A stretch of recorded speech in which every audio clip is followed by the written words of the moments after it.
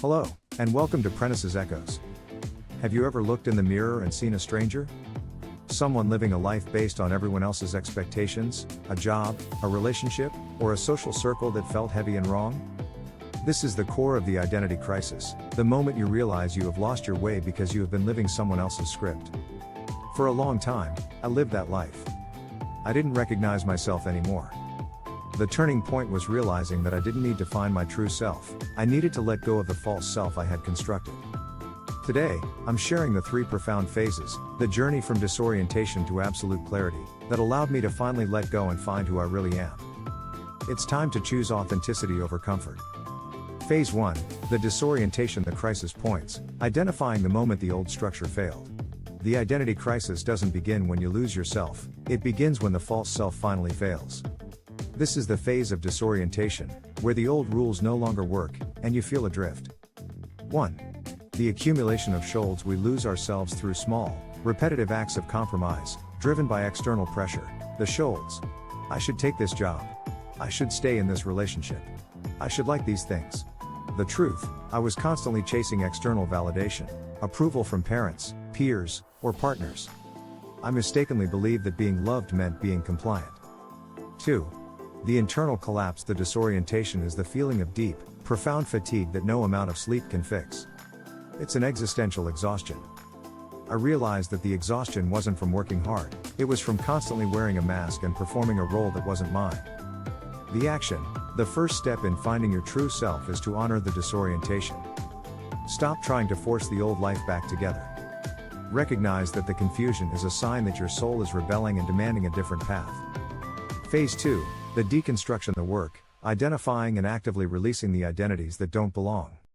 Once you honor the disorientation, you enter the necessary phase of deconstruction. This is the hard, surgical work of identifying and shedding the borrowed identities. 1. The audit of the borrowed. I started by auditing every major aspect of my life and asking one brutal question: is this mine, or is this borrowed? Friendships, are they based on shared values or shared history/convenience? Style/hobbies, are these genuinely interesting to me, or do they fit a social group's expectation? Beliefs, are these core values, or are they handed down from my family or culture? The action, physically write down the 3 most binding identities you are ready to let go of, for example, the people pleaser, the workaholic, the perpetual victim. Acknowledge their function, they serve the purpose, and then mentally release their power over your future. 2.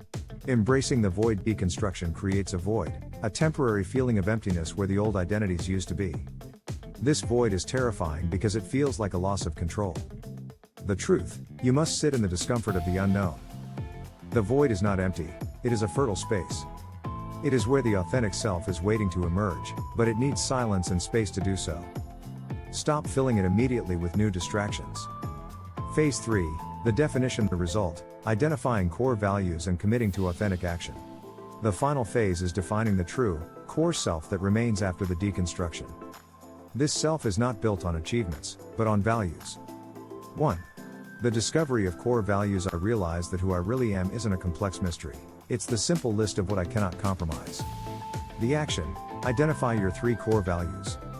Examples: freedom, integrity, curiosity, connection. The rule, your core values are your non-negotiable decision filters. If a job, a person, or a decision conflict with a core value, the answer is immediately no. This filter system instantly eliminates the need for external validation because your choices are based on internal truth. 2. Commitment to the unsexy work. Finding yourself isn't a single aha moment, it's a daily commitment to aligning action with your core values. The truth, the most authentic life is often the least sexy. It's saying no to the exciting but draining project. It's choosing the quiet, simple hobby that genuinely brings you joy. It's the courage to be boring to others if it means being true to yourself. The freedom comes when you stop seeking approval and start seeking alignment. The identity crisis that makes you question everything is ultimately a gift. It is your soul's urgent demand to come home. Phase 1, honor the disorientation and the failure of the false self. Phase 2, deconstruct the borrowed identities through honest auditing. Phase 3, define your life by your core values and commit to the unsexy work of alignment. Letting go is the hardest part. But on the other side of that release is the unparalleled freedom of finally being who you really are. If this message gives you courage, please like this video. Share it with someone who is currently struggling with their own reflection.